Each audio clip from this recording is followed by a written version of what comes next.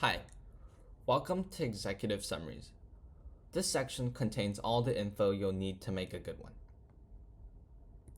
Here's our key points for today.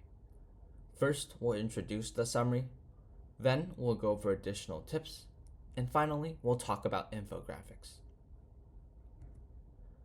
An executive summary is a condensed overview of a larger document, such as the business plans you create for DECA. They're designed for the decision makers of a company who need to grasp the essential points quickly and effectively. That means judges will be relying on it for a clear summary of your entire proposal, and it must communicate three key things: why your project matters, what you're proposing, and what key information supports it. Whenever possible, your executive summary should also have a section for each piece of your rubric.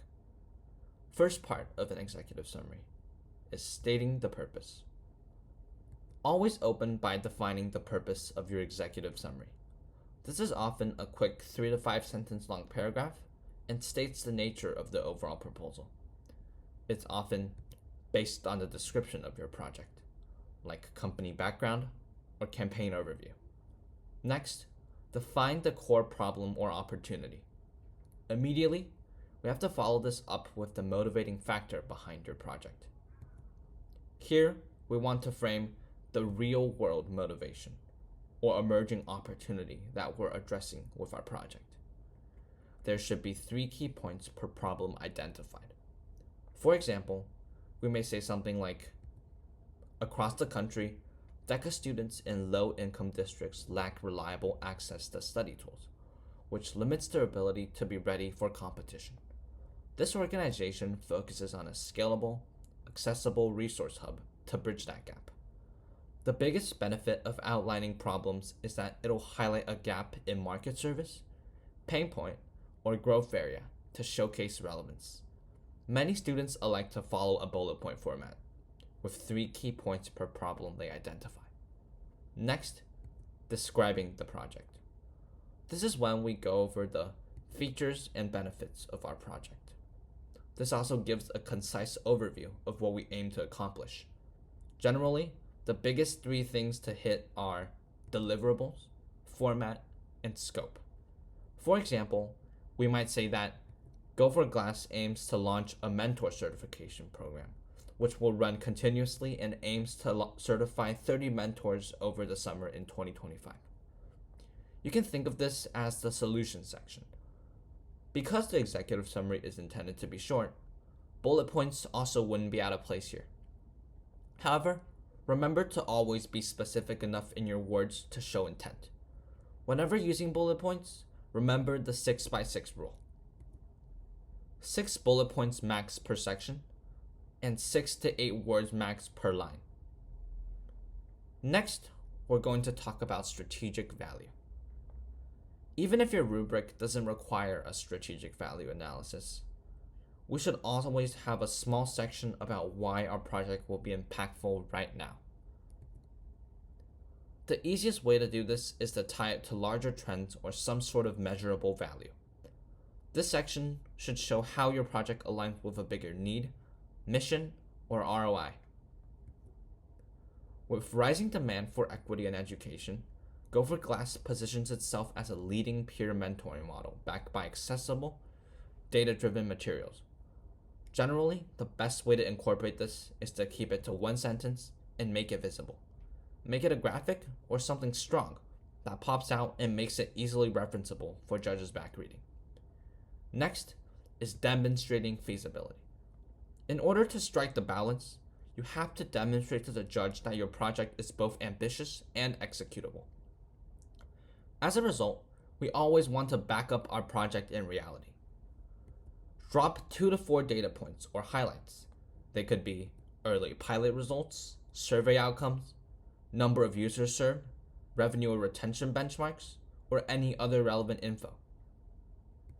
In our 6-month pilot, 78% of users improved exam scores by at least 1 tier, with 93% requesting additional content. With this, the main aspects of an executive summary is concluded.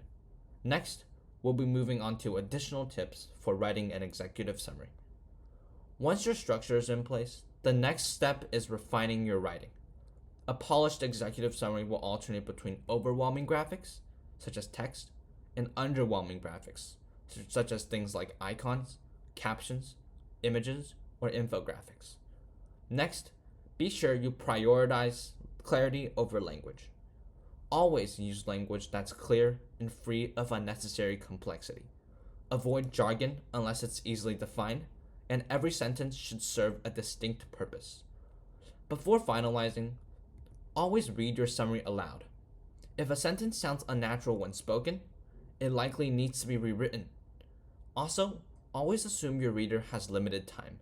Make the most important data visible early, and use short paragraphs to reduce visual clutter. You can assume the page must be readable in less than a minute. Additionally, always be specific.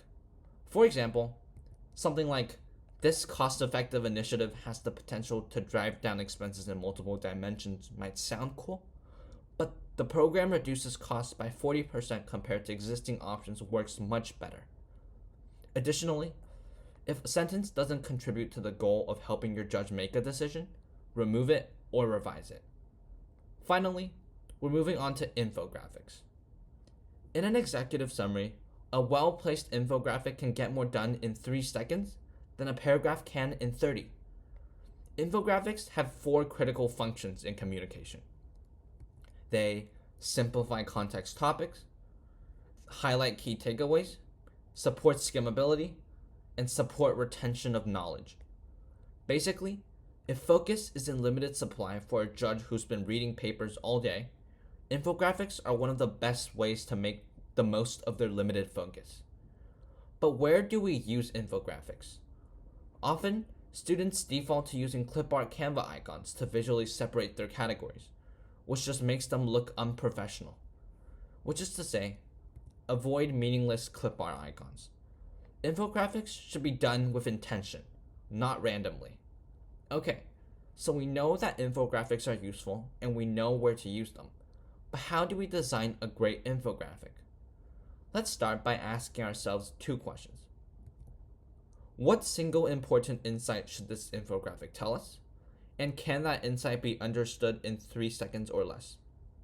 Once we know what we're trying to tell the judge, the how gets a lot easier. Firstly, we always want to choose a format that matches the function of the data. Thankfully, there's a framework for that. First, use stat blocks or visual counters to showcase key metrics. For example, 12,000 new users expected to be onboarded in 6 months, but shown with a visual counter. Next, either horizontal or vertical timelines of project phases are great to showcase development stages and milestones, and allow a judge to better internalize the relationship between time and change. Here's a simplified timeline example. Something similar to this could also work. Next, using pie charts or stack bars to demonstrate how funding or budgets are allocated helps us break down ratios and patterns, which are great for judges to understand where money or resource focus is prioritized. Here's an example of a pie chart. And finally, use funnels, flowcharts, and chart diagrams for showcasing relationship or flow. We typically see these with cause and effect, or when we're talking about management. Here are 2 examples. This is a very simple flowchart, and this is a very simple funnel. Try not to use more than 2 or 3 visuals per page to avoid overcrowding, and always place visuals immediately after the section they support. Don't bury them in the appendix. With that, the executive summary section is concluded. And as always, thank you for supporting Go for Glass.